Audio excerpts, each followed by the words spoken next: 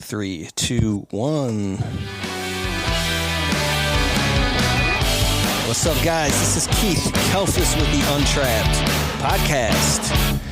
And, man, we got the guest of all guests on the show today, now.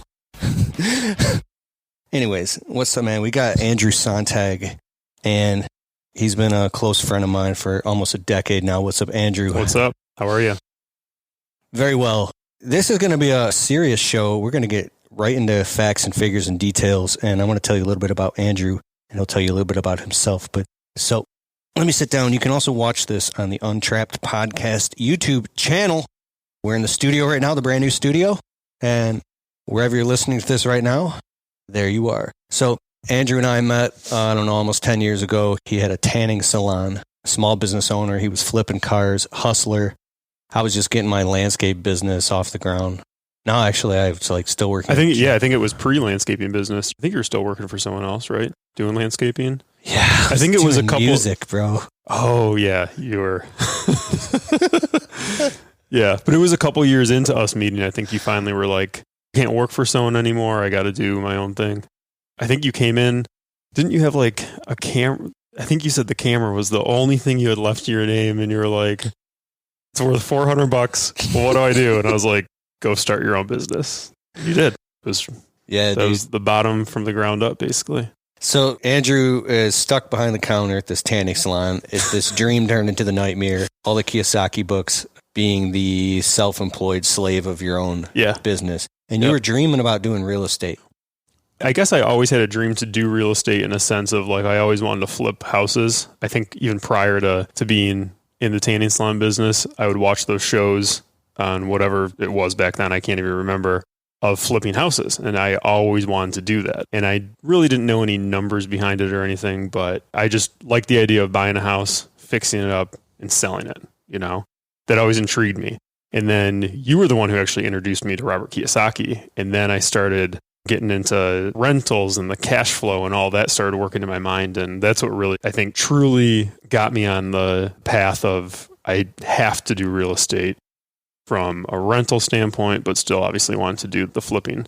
Just for context, you pulled up here in a Porsche, and how many properties have you flipped so far altogether? I would flipped say... or rented altogether, Airbnbs and everything. Altogether? I mean, probably close to... So you're asking how many properties I've been involved with, basically. Yes. I would say probably pushing to 90 to 100 or so. Wow. Yeah. Right now I have 56 rental units, long-term rental units. It's my buy and hold portfolio. But then I've had Airbnbs in the past, and then home flips and stuff. So, dude. Okay, so you had this conversation recently about how you wanted to get out of doing Airbnb and flips and go into more long-term. Yeah. But it was hard for you. Like, we get on the phone once every couple of weeks, and we have a very intense 10-minute conversation. Mm-hmm. What's going on right now? What obstacles are stopping you? How are you going to overcome them? Right. Get that shit done. And we get off the phone. And I've watched you grow tremendously on the inside and on the outside, and in your consciousness and your ability to have difficult conversations with people, face fears and identify obstacles to the point where it's very fascinating to watch your growth. So can you talk a little bit about that? Yeah, I think the biggest thing was I got the thing with the flipping of houses and the Airbnbs. I don't want to say it's quick cash, but it's a lot quicker cash than you can get out of rental homes. I knew back when I first got into real estate, I put a plan together of how many rental homes I wanted to have by a certain age, because I knew that would give me a cash flow per month that I could live off. That's pretty much, once everything's up and running, it's kind of like a residual income coming in. You don't necessarily have to get up and go somewhere every day and make sure a project is done every day to know that monthly rents are going to be coming in and giving you an income. I knew I wanted to build up this rental portfolio. But the thing was, it's you needed enough money to buy that house, fix it up, and be able to hold it as a rental, which that takes a very long time. Well, for the most part, it takes a lot longer to kind of build up that portfolio than it does to buy a house, put a whole bunch of money into it over, say, a 3-month, 6-month span, turn around, sell it, make a good chunk of money, and you have something to look at as that's what I did for the last 8 months. I was able to make 20, 30, 50 grand, whatever it was. It's a lot more exciting. So it's to keep doing that over and over versus buying rental homes and slowly building that portfolio. It's like the get rich slow track. Versus flipping, I wouldn't say is get rich quick by any means. It's a very detailed job and it takes some time, but you see the profit a lot quicker in front of you. So it's easy to get wrapped into that repetitiveness of buying as many flips as you can and making that quick profit. But the thing is, I realized I was creating a job. It was, it's I was real constantly quick. 3, 6, 9 months. You just said quick. Now in my industry, we go do a job and we knock it out in 10, 20 minutes or in a day or two. Right. And we do, $1, $3, $5, $10,000 jobs, or even if we're mowing lawns, $50 a lawn, whatever. And in your industry, you just said, a multi-month turnaround was quicker. That's where your time perspective lies. It's a totally different ballgame. Right. My Instagram? Instagram, yeah. It's Andrew.Sontag. Because on your IG, there's dope-ass pictures of the amount of, what's the word? I have no design brain at all when it comes to design. And yet when I look at your stuff, it looks like out of a magazine. And that's like like the renovations and stuff? Yeah, it's incredible what I see when I look at your Instagram. And my wife, we're doing some remodeling around our house. And she said that if Andrew came here, he would know exactly what to do right away. Well, that's the other side of that is it's not all what it looks to be. And it's not the other holdback from me wanting to continue flips is it turned into a repetitive process.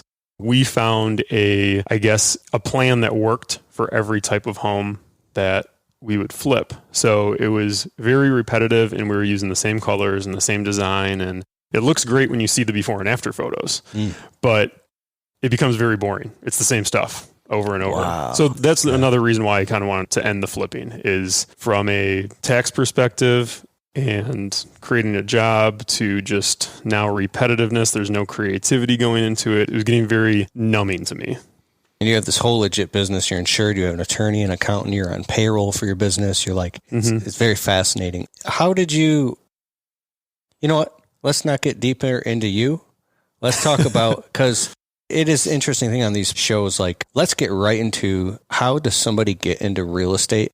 And what does it look like when they're going from having no experience and they want to get into real estate and flip their first house or rent out their first house? What's the better path to take depending on the economy? And then what does it look like at your level? Yeah, I think it really depends. The economy is very important. Also, I think is important as to where you want to go in real estate. Are you looking to create a passive income where you don't have to worry about having a job anymore? Or are you looking to create a job for yourself? Because a lot of people like to, I should say, I for one want to create passive income so I can go out and do what I want to do. Other people want to create a business where they're involved in working every day just for themselves versus employer that they're answering to. So I think that's important is define what your end goal is. Are you looking to build a passive income for retirement?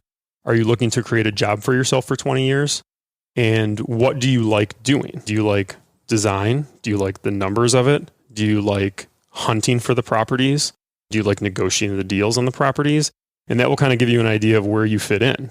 Should you get your real estate license and negotiate your own deals? Or should you hire someone to do that? I think you have to find what part of the business you like and develop the skill set around that and then hire the other people to come in and help you, whether it's the real estate agent or the accountant or whatever. But to just get involved in real estate, to go back to that question, you got to get out there, find your market, and just pull the trigger. A lot of people I've noticed are afraid to buy their first property because they're trying to chase the perfect time in the economy to buy. A lot of people think either prices are too high or they're too low, but they're low and we think they can go lower. They want to get the best deal that they can. They want to see the upside of it. What I've learned is you're never going to be able to time the market perfectly. You just need to go off history and what you have today and decide if it's the right time. I think if you're buying in a sense of trying to create cash flow, if you're buying long-term rentals, it's always a good time to buy. As long as that property cash flows, meaning it's going to bring in more rents than expenses are going out, you can never really go wrong with that because So it's like the debt doesn't even matter. All that matters is if it's being paid off by somebody else and that you're making positive cash flow. Right. But the debt matters in a sense of you need to structure the debt the right way. It's very important right now we have super low rates, but it's important to get that super low rate on a fixed rate, whether it's for a full 30-year term or if it's at least fixed for, I would say, 5 to 10 years you want.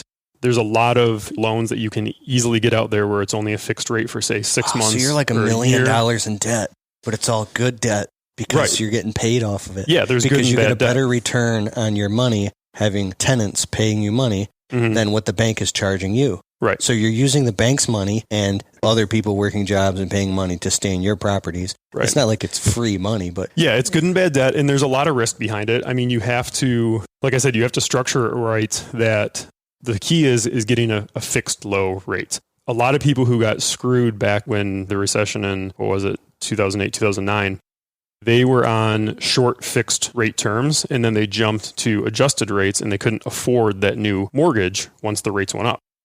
So you have to make sure that, let's say you buy a house for $100,000. Let's say your mortgage is, say, $500-$600 a month. Your taxes are a couple $100 a month. Your insurance is $50-$75 a month. You have to make sure that you can bring in more rent than your expenses are going out, and that you have a buffer in the event that something does happen and you have to repair things and things like that.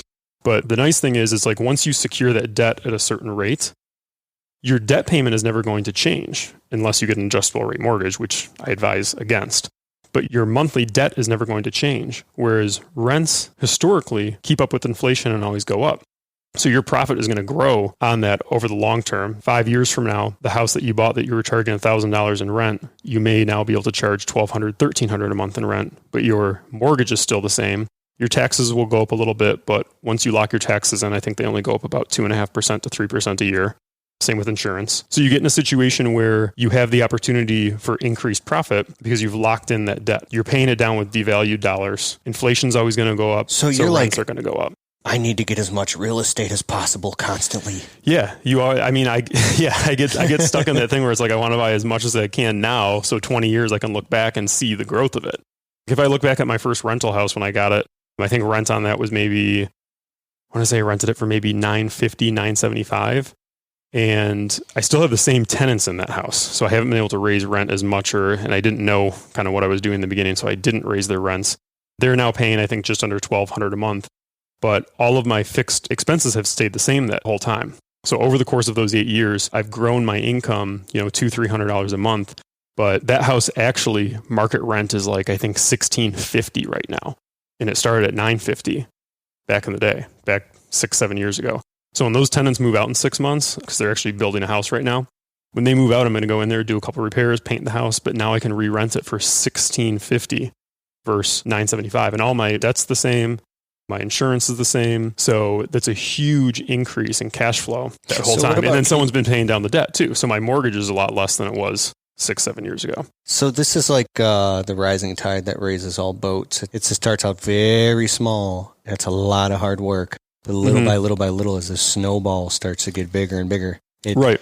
This is compounding. Yes. And that's what I really started to realize over the last year or two. As I started to get bored with these flips, I had now had maybe, I think, 10 to 14 rentals that I was starting to look back on. And I could see the equity that I've built and the cash flow that's increased without me really doing anything, because it's just inflation going up and the lease turnovers and everything. I was able to up rent, $25-$50 every year or so as those leases turned over, because that's what the market was doing. And I looked back and realized, created a good cash flow with these. And I've built up a lot of equity that I was able to go to the bank and say, hey, can I pull out some of this to buy more real estate? So that's what kind of really opened the door of I have all this equity now that I can pull out, buy more real estate, truly get the cash flow that I needed to not flip homes and not have that separate income. And it made me realize how much more fruitful the long-term rentals are and what they can grow to and compound to versus a flip. Buying it, you're creating value, you're taking a nice profit, but then you're done with it. Whereas these rentals, they've built up over time, they've created equity. I can take that equity, tax-free, put it into another property, create more cash flow, and I still have the old property that's kicking out the cash flow. And it just compounds and compounds and compounds over time. So I think that's why I've kind of made the turn of trying to steer away from flips, Airbnbs, and go the long-term rental route. That's why Kiyosaki says, stop working for money. Right. Work to create and build and invest in assets that produce cash flow so you can 4 greenhouses equals 1 red hotel. Can you explain that? More of the Untrapped podcast continues right after this.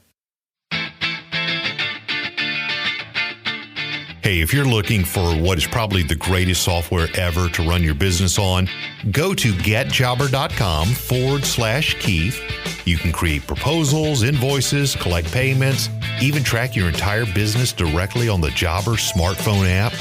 And if you want to get a totally free trial of Jobber right now, open your browser, type in getjobber.com/Keith.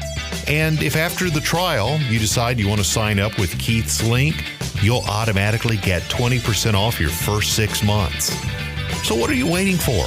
Go to getjobber.com/Keith.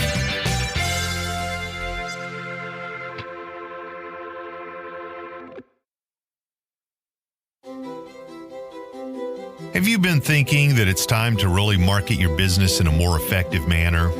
Keith has spent years testing tens of thousands of dollars on marketing and advertising, and he is just amazed that the 7 most powerful marketing strategies that he's ever found are surprisingly low cost, and some are even free.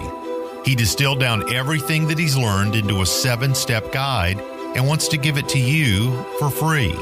If you'd like to download the free guide, it's called 7 Steps to Marketing Your Business, then simply go to keithkalfas.com/7 That's keithkalfas.com/7 steps.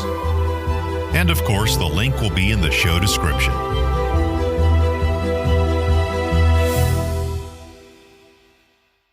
Once again, here's Keith Kalfas.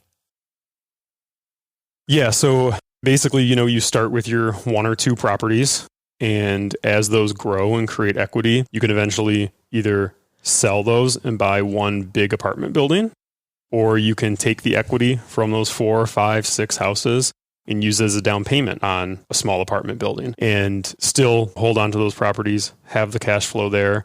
And even though you are taking out a larger debt on it, and now you have maybe another $100,000 in debt on that, your payment, you only have an additional $500, say, on $100,000. So you just have to make sure that's still covered by your rents coming in, which if rents keep increasing, it's covering your larger debt now. So you're still cash flowing on them, you've held on to them, and now you've been able to move on and buy this bigger property and have more cash flow. Why are real estate guys always talking about get away from single family and get into multi? I think there's advantages to both, but it really depends what you're looking for. I would say on like a per unit basis, it's kind of easier to manage the single family homes, but there's a lot of lending advantages, at least that I've seen in the commercial world, which is the multifamily.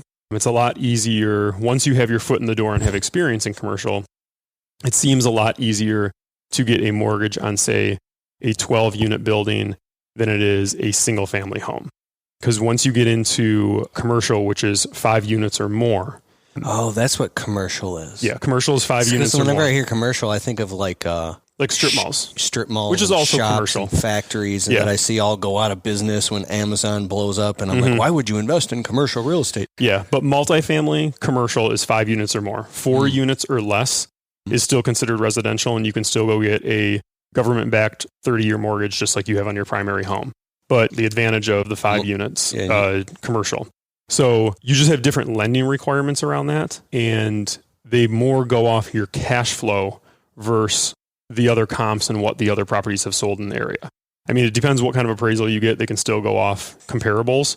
But for the most part, if you bought the house across the street from you as a house that you're going to turn around and rent out, for you to get a mortgage on that, really there's not going to be a commercial lender. I mean, you could maybe find a commercial lender, but for the most part, you're probably going to get a standard 30-year mortgage on that.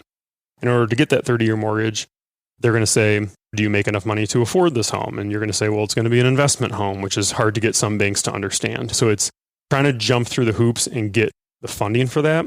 Versus if you buy a 5 unit or more, the bank basically looks at the cash flow of that, of what's coming in. And they look at it as like a business. They say, okay, you want to buy this 5 unit for, say, $100,000.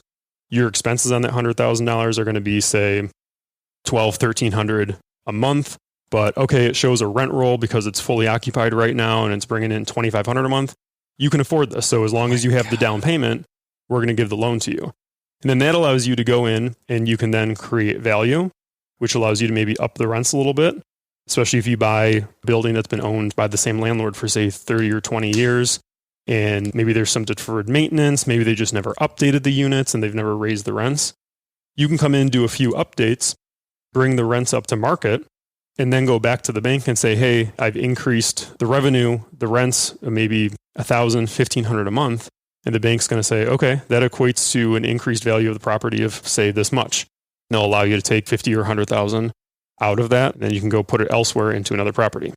I'm smiling right now, if you can't see on the podcast. Sometimes you even notice like somebody who's talking, who's very knowledgeable and educated, like Andrew with real estate.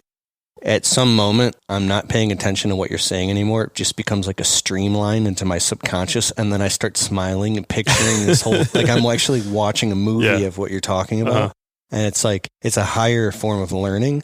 Mm-hmm. And then I started laughing because I realized that if I eventually get into real estate, I'm going to be calling you, Andrew, I'm having a panic attack because do you have any friends like that or anybody who does real estate that? I would say we have a few friends that gotten into real estate and they'll call with questions and stuff, but it's always good. I love being able to help people and walk them through. Cause like, I remember where I was, at that first or second or third rental, and it's fun hearing their stories and being able to tell them like, that's not a big deal. Don't worry about it. Or this is how you need to go about managing that issue, or this is what you should have done so that it didn't happen and what you can do moving forward. So it's all learning game, and it's great helping people who just got into it too, because you hear some stories that it never happened to you. It's like, it's funny seeing just all the different situations and how things can unfold. And everyone's going to have a different experience because everyone is either going to use a different type of lending or they're going to go about it a different way of screening their tenants. And some people, like I said, they just go after the cash flow. Some people want to build equity in the properties. And there's so many different things in real estate, so many different ways to get involved, and so many different ways to do it. Just learning about all that and having all that knowledge under your belt in real world situations about like real world business and finance makes you such a more well-rounded person and well-versed. That's powerful. I want to get into it now and actually get into and at least own one property just so I can learn. Yeah, the best way to do it is honestly just to go out and pull the trigger and buy your first property. What did you said as soon as I get 10 grand set aside specifically for a property, give you a call?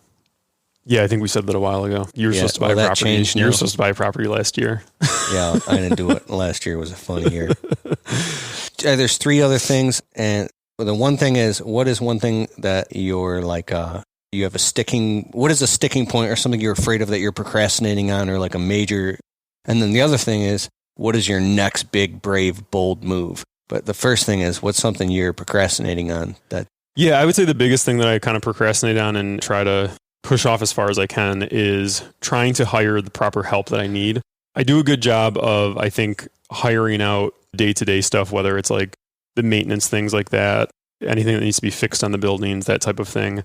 But when it comes to actually dealing with all the tenants and the lease signings and that type of thing, and the vetting of the tenants and getting people moved in and the evictions and that type of thing, I've had a really hard time figuring out how to hand that off.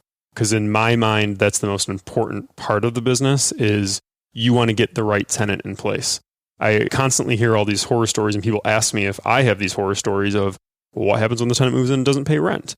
And I've had issues with tenants that I've inherited, meaning they've already been in the properties when I bought them, and I've had to deal with those. But as for tenants that I have personally vetted and put into properties, I really don't have a lot of issues because I have a process to go about vetting them, and I make sure that, they have a good income and they have a good track record. And that's, I feel like, the most important part of the business is getting the right tenant in there. So I've had a hard time, I guess, handing that off because I'm afraid that even if I do hire someone to do it, it's not their business and they're not going to, I guess, follow the processes as well as I think I'm doing. And I'm probably totally wrong with that because obviously there's huge property management companies out there that manage, portfolios of thousands of units, and they're able to hire that out. So it's I need to get over that fear of... It's interesting because you can have an entire checklist manifesto of all the requirements, all the things, but you being a great judge of character, talking to the actual person and feeling them out. Like when you have a conversation with somebody, at least you perceive that you can feel all the way into their life and what's going on, and you have an intuitive sense of what it's going to be like down the road, and you have to get that all green lights feeling yourself because it's an emotional intelligence quotient thing as well. Exactly. And at the end of the day, you can really only vet a tenant or an applicant based on certain state laws, and it's different for every state that you can decide whether I'm not going to move a tenant in because of that and everything. So it's like the biggest thing that you can judge them on is income. You can have a minimum income, but it should be easy to hire someone to do this because it basically is just checklist. If they make the minimum income and they haven't had any evictions or they have a good credit score, whatever your minimum credit score is, if they check all those boxes, they should be okay. That's why a track record is so important. Very having important. A paper trail of positive things checked off the box. Yeah. So when a financial institution, so I'm putting all this together in my head, like Kiyosaki says, you become the bank. Yeah. So you are making sure before you move these people in that you can. And I guess the thing that scares me about hiring this out and getting someone else to do it is there are times where I do have a hard time renting a unit out where it's like I just haven't had a good applicant come forward that does check all those boxes. So every once in a while, I will tend to go on a whim and say, you know what, you did have an eviction, but this meets the criteria or whatever. And How far back with an eviction? Typically, if they've had an eviction, I do not move forward with them because it's like if they've had that happen in the past, and typically they'll have an excuse of why. But my whole thing is it's like if you let it get to that point, we may have that problem down the line again. So that's my, I guess, biggest holdback is being able to find, I guess, a leasing agent, if you'll call them that, to be able to take over that side of the business. But I am at a point where it's like I do have to hire that out eventually. Yeah. Otherwise, I'm not going to be able to continue growing because it's now at the point where it's like 56 units. That's at least a couple units that are going to be turning over every month or so. And it's like I can't double that portfolio and expect me to be able to take care of it all. When you're ready, it's going to happen. Yeah. And that's the thing. It's like I've kind of built it up in my mind now of like I almost have to buy a big enough property, whether it's a apartment complex or something where it has an office in place already with a leasing agent there. And then that way that will help me kind of just push that task or obligation off to someone else because they're kind of already there in place, if that makes sense. So, okay. What is your next big, bold move? I think it's buying an apartment building that it's large enough that it has its own office on site where there's already a leasing agent there. There's already a maintenance guy there. So I can come in and just say, okay, it's running okay, but these are the changes we have to make, whether it's you re-educate the maintenance guy on what you need done, or maybe change things around of how the leasing agent is doing things. Those people are kind of already in place. So I don't have to worry about now taking those tasks on. I'm just kind of like overseeing and managing it out from there. So that'd be a multi-million-dollar loan? Yes and no. I mean, it all depends on what you buy. I would say in my mind, you probably need a property with at least 40 to 60 units to be able to have its own office. But yeah, depending on where you buy it, I mean, it could easily be $1.5 million. So I remember when I lived in a quote unquote 1-bedroom apartment and I had a bunch of neighbors, I would be like, who owns this place? Mm-hmm. Are they rich? What? Yeah, and that's the other thing too, is you have to keep in mind, like, the people who own it, they aren't necessarily rich. Like, even if this year, if I buy a $1.5 million or $2 million property, it's like, I'm not rich by any means. It's just being able to have that experience to go into the bank and get the loan, having the right backing behind you. As that complex performs and you pay your debt down, and yes, you can easily become a multimillionaire, but it takes a long time to build that and get the property running properly and pay down your debt and make sure that you're not overlooking maintenance issues and letting tenants kind of run the show and destroy your property. It's a job day in and day out. It really is. You know Mike Dillard. You were the one who introduced me to Mike Dillard. What was the name of his program back? It was EVG. What did EVG stand for? Elevation Group. Yeah. And you said, bro. And you gave me the passcodes to it, and I logged in and I watched all of it, and it would change my life at that point, dude. Now let's get the Mike Dillard podcast. Yeah, he was really in on the black box of the rich. Remember, he was doing like a podcast or a video series, I would say maybe once a month, where he would interview like a big real estate guy, or he would try to find different investments that the average day-to-day person doesn't have the opportunity to invest in, or maybe isn't even aware of. Yes. Yeah. He's deep into crypto now. I just bought his crypto course and I listened to his podcast. But anyways, back in the day, I was listening to his podcast and he said something interesting that I want to bring up. And if you guys don't know, the Mike Dillard podcast, look it up. It's awesome. He said, when I first got, quote unquote, made a lot of money in my internet business, I did what naturally everybody thinks they would do when they make a bunch of money in the business. I would go invest in real estate because that's what I thought I was supposed to do. So he said he did. He invested in real estate because that's what he thought he was supposed to do when he got money. And he said he quickly learned that it was way a different ballgame once he actually got into it than he was thinking in his head from the outside. And he ended up losing money on his investment. And now he stays out of real estate because he stays in what he's good at. Yeah, and that's actually a really good point you bring up, because real estate is great from tax perspective and be able to create passive income, but it is not for everyone. It really isn't. I think I truly have a passion for, and I think this kind of goes back to why I always wanted to flip homes, is I like buying properties and seeing them evolve and being able to fix them and bring them back to life. I like doing that, whether it's a single family home or a multifamily, and truly contributing to the neighborhood in the city. And even if you have a single family home and you plant flowers out front, or you fertilize the grass for a summer and get the grass green, the neighbors see that and they all start doing that. And that works with multifamily and everything. It spreads. And I love seeing that positive energy going into properties and neighborhoods and that. So I think that's a big reason why I like real estate. And then also, I'm a huge numbers guy. And when you look at the numbers and you see the tax advantages and all these other behind the scenes that the average person driving by never even thinks of, that's what excites me about real estate. So it's not for everyone. Like, a lot of people don't like numbers. They don't like the idea of trying to figure out, like, what can I rent this for and what are my expenses and how do I refinance it and how do I put a down payment? A lot of people can't stand that. And all that like stuff is a lot of work too. Yeah. And that's why you get a lot of people who they do like the renovation side of it and they fail as a house flipper because they can't figure out the number side of it. So real estate is not for everyone, but I think there's a lot of different areas of real estate. You can find a way that you can fit in, whether it's maybe you're a CPA and you can do accounting for real estate guys or multifamily or that type of thing, or maybe you like the design part of it, but you don't understand the numbers of it. So you can maybe go work with an investor and help them recreate these homes and remodel them and get their rents up or their values up. Or maybe you like the sales side of it. There's a lot of different aspects of there's real estate involved. Teams. Yeah. That's the thing. You don't necessarily have to be the team or build the team. Find out where you can fit in with the team. Oh my God. Dude, you're teaching me so much right now.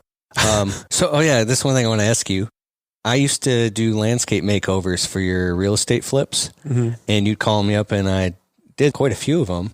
And then I raised my prices so high through the roof, you told me to fuck off. Did you ever find another landscaper?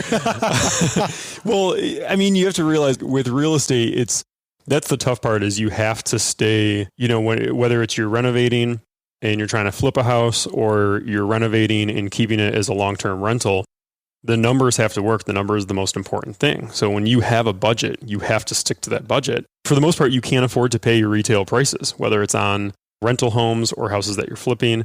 So you have to find those bargain prices, and no offense to you or whatever, but you're a hustler, bro. You had built up your business enough that you could now charge real high retail rates, whereas an investor can't pay those high retail rates. No, I know. And the same went for like our painters, our drywallers, our tile guys. Like a lot of our contractors that we use, they give us an investor rate because they penny pinching motherfucker. Well, dude, this guy can fucking split a fucking hair and then split it again. Your negotiating skills and your ability to sift through bullshit is so good. Well, and that's the thing too. It's like you want to make sure that the contractor, whoever they are, whether it's the landscaper or the tile guy or the drywall guy, they need to be able to make money. And that's the other thing I learned too, is because in the beginning, we would go for the cheapest, most inexpensive quote, knowing that it would fit in our budget. But then we found out some of those guys didn't know how to quote their jobs, and they were truly going in the hole doing that job. And they would either stop midway and go do another job that would make them money because they had to make money. They had to feed their family. They had to pay their bills. And so we found out that we did have to find a happy median of... You have a lot of experience with contractors. We got to make sure the contractor is able to pay his bills, is making money, because we want him to be able to finish the job. That's the most important part, is you want to make sure everyone's making money, but unfortunately you cannot overpay as an investor. You can't pay those top retail prices that someone would be paying to remodel the bathroom in their 5,000 square foot home. My favorite saying, get in where you fit in. At that time, you were getting in where you fit in, and you were attracting each other, you and those contractors. And it was a great opportunity. Yeah, in the beginning, like, that's a very good way to look at it. My inexperience was attracting those inexperienced contractors. Very good way to look at it. I made this video on my YouTube channel where I was like pissed off and like vengeful and like all my first customers, And I'm talking about you. Yeah, I'm not talking about you. All my first customers, they took advantage of me and they knew it. They could see that I was just getting started and they loved it. Mm-hmm. And I got all these people in the comments like all rallied up because it's a real thing. And I was like, screw those people. They didn't care about me. You want to know how much your customers care about you? Try raising the prices. And say, I know none of that's true because those people helped me get my business off the ground. You helped me. Right. Dude, you gave me so much work in the beginning. And I learned so much from you, and that was awesome. Well, I think it's good that you can go and look back and realize, like, even if you didn't make money on I made money off all the jobs but let's say for some people, they may have not made money off their first couple jobs. But to be able to go look back at that and say, I didn't make money off of it, but it was the experience that you gained that now you know how to do the job either more efficiently next time or know how to quote it a little better. That's all lessons that you have to take home. And it was the same with like real estate when I first started. Like, there aren't too many flips or too many deals that we didn't make money on. I mean, there's a lot that we didn't make anywhere near what we thought we would or what we should have made.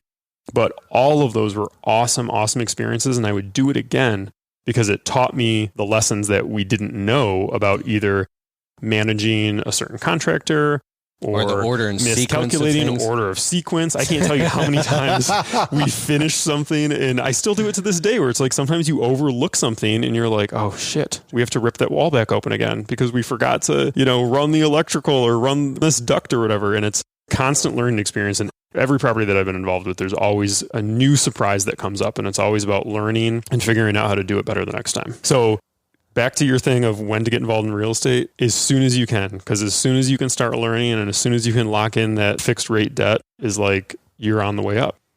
Very powerful. I want to add to what you said real quick. In the studio in right now, I'm $15,000 into this investment. Mm-hmm. It was nothing but studs. It was an old drafty wooden garage with a concrete floor with cracks in it. Mm-hmm. And from building this entire thing to what it is right now, and it's not perfect, but it looks pretty dang nice. We turned it into an entire studio. I learned so much from this process. And the biggest thing that I learned, I was so busy in my landscaping business and running my internet business that when I saw the contractors that I hired doing the actual job halfway through from the flooring to the walls to the insulation, all those things I considered doing myself. And I did a ton of research and I was about to do it myself. I can't even believe that I thought I was going to try to do that myself. I would have been out here for weeks. It would have costed me so much more time and money. Like, you're extending your timeline. So are you learning how to pull the trigger faster and just write the fucking checks? Yes. And going back to that, there's nothing wrong with doing the work yourself in the beginning. A couple of the very first flip that I did, I think my dad and I did everything from the demo to laying the tile to the electrical to for clarification, Andrew did all this by himself. Your dad happened to be a real estate agent and you did some deals together, but your dad didn't give you shit. He has a lot of knowledge in a sense of knowing how to do repairs and stuff. He knows how to do all those handy things around the house. So he really helped me in that sense of knowing how to do that in the beginning and helping me through that first flip and everything. But I think that was a huge experience, and I think it's very important to go through and maybe do a few things yourself, whether it's the whole project. Do you do any business with your dad today? Yeah, we have. Oh, you are doing again? Because I thought you guys you venture off in a different direction. Yeah, we've done some business here and there together. Like, of my 56 units, 5 of those I own with my dad. Mm-hmm. So yeah, we have business here and there together, but for the most part, we have our own separate things. Okay, I'm drawing clarification on this because sometimes as soon as they hear the word dad, they immediately go into this, everything he just had to say the last half an hour is all bullshit. Yeah, no, he was not true. Yeah, he's been involved in the real estate a long time, more of on the sales side of everything. And then he's kind of gotten more into the investment side of things as I started to get into that. And he's been a help in a sense of just helping me understand real estate from a sense of negotiating and sales side of it and all the little repairs and everything. He knew how to plumb a house and run, electrical for a new light and those type of things. So he was always kind of there to answer those questions and everything. That's awesome. But for a lot of it, the majority of it was out there learning it myself. Mm-hmm. And a lot of that came from being able to go out and do the job yourself on the first couple of homes or rentals or whatever it is. And now with YouTube, YouTube was around when I started doing this, but not in a sense of today. Today, you can literally look up a YouTube video on how to tile a bathroom floor. And it's like you can sit there and watch the video and do it step by step. So I think doing those tasks yourself is very important because it teaches you the amount of effort that really does go into doing that job. Kind of teaches you how long it really does take, what the materials cost. So it allows you to negotiate with your contractors a lot easier because now you know how long it takes, you know what materials it truly takes. Whereas if you have no experience in that, someone can really give you a run for your money and say, this takes 10 hours to do when you know it's only an hour job. Because you've done it all, dude, on your hands and knees. You've gutted houses, you've done bathrooms, tiles, sinks, vanities. Yeah. You've done it all. Right. But once you do get that experience, it is better to hire it out because a professional, someone who does that every single day, can do it a lot quicker and a lot more efficiently. And they've found all the little tricks of the trade that you may not figure out until you're doing it for 2 or 3 years. So it is better to allow your money to work for you and hire those professionals then, as long as you know the ins and outs of the job and have it all going on in the background while you can go out and do something that... Yeah, so you're on to the next deal. Right. Exactly. That was a huge breakthrough in my landscaping business until I actually looked at the math and I was like, wait a second. Mm-hmm. Why am I doing all the work on all these job sites? Every minute that I'm working as the business owner, I'm not out selling more jobs. So the whole business stops and is suffocating because I'm not selling. Yep. So that's another thing. If you find a couple of right guys to do the work, even if you're still part of the crew, you can leave that job and go sell more work or hire a foreman or a couple foremen. Now you've just tripled the amount that you can sell or you can do more. You've freed up your time. Exactly. It's all about building the team, kind of what we were talking about before, You have to build the team and hire the people around the projects that you either don't want to do or you don't have all the experience in. Hire the expert to take care of it, whether it's from a renovation standpoint or behind the scenes with your numbers or whatever it is. And one thing I learned, you can focus on what you're good at. Yeah. I learned that from now on, I'm carrying around a binder with W-9s and subcontractor agreements. And I don't care what it is. Obviously, I have W-2 employees. But whenever I hire a subcontractor, they're filling out the paperwork right then and there, and I'm getting all their information so I can send them a 1099 because I got 2 different contractors that just are dodging me.